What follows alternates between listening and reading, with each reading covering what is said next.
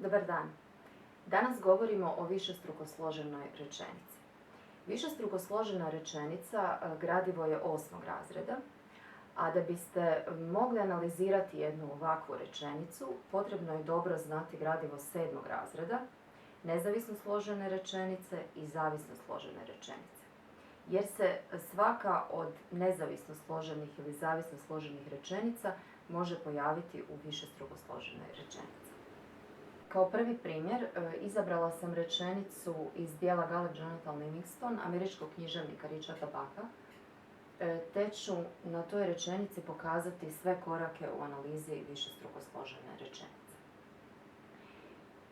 Rečenica glasi ovako: kad sletješe, Gallup Jonathan iznese im svoje primjedbe na letenje mirno, kao da se ovakvi događaji zbivaju svaki dan.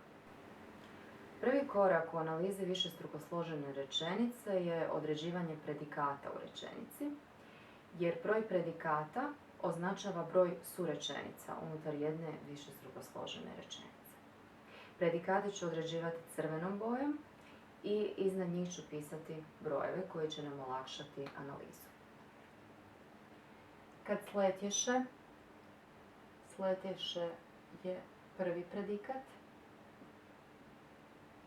Gallup Jonathan iznese im, iznese je drugi predikat.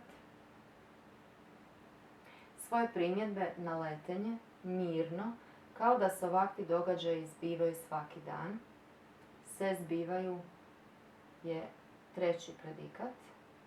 Ovdje podcrtavamo i se izbivaju jer je to povratni glagol.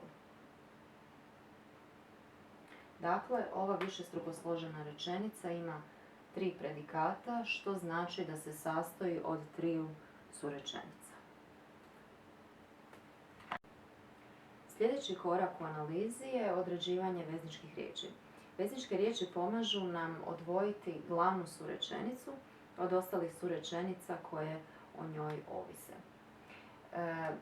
Možemo vidjeti da je na početku višestruko složene rečenice veznička riječ kad. To je znak da se ovdje radi o inverziji, jer u prvom dijelu višestruko složene rečenice nije glavna surečenica, nego neka rečenica koja ovisi o glavnoj. Druga veznička riječ je kao da.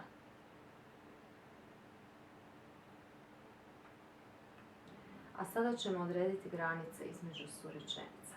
U tome će nam pomoći prethodno označeni predikati te vezničke riječi.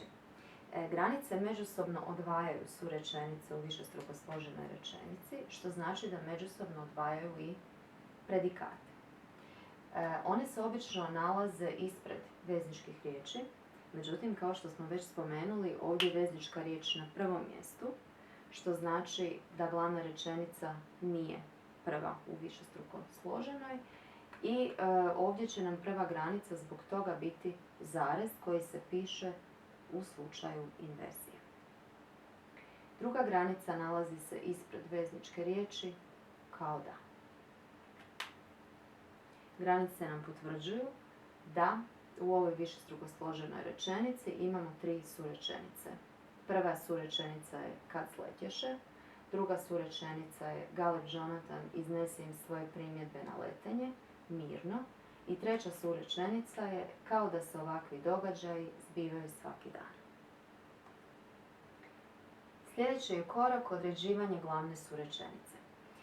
Glavnu surečenicu prepoznajemo po tome što ona u sebi nema vezničku riječ i najčešće može stajati sama za sebe. Glavna surečenica ovdje je Gallup Jonathan iznese im svoje primjedbe na letenje mirno.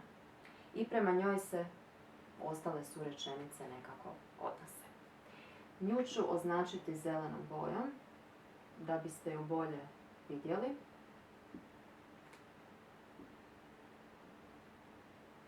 I slovom G koji označava glavnu surečenicu. I ostaje nam još odrediti vrste preostalih 2 surečenica. Prva surečenica je kad sletješe. Ona odgovara na pitanje kada je Gallup Jonathan Livingston iznio svoje primjedbe na letenje. kada. Kad sletješe. To je stoga vremenska surečenica.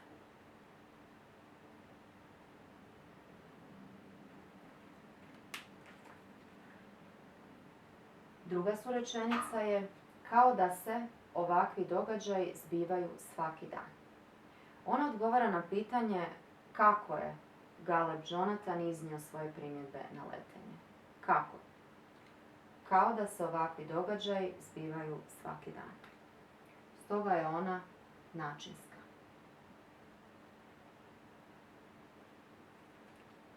Dakle, prva surečenica kada sletješe je vremenska zbog toga što odgovara na pitanje kada.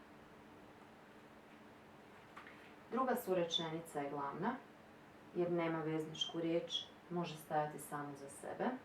Znači, Galeb Jonathan iznese svoje primjedbe na letenje mirno. I treća je surečenica načinska, kao da se ovakvi događaji zbivaju svaki dan, jer odgovara na pitanje kako.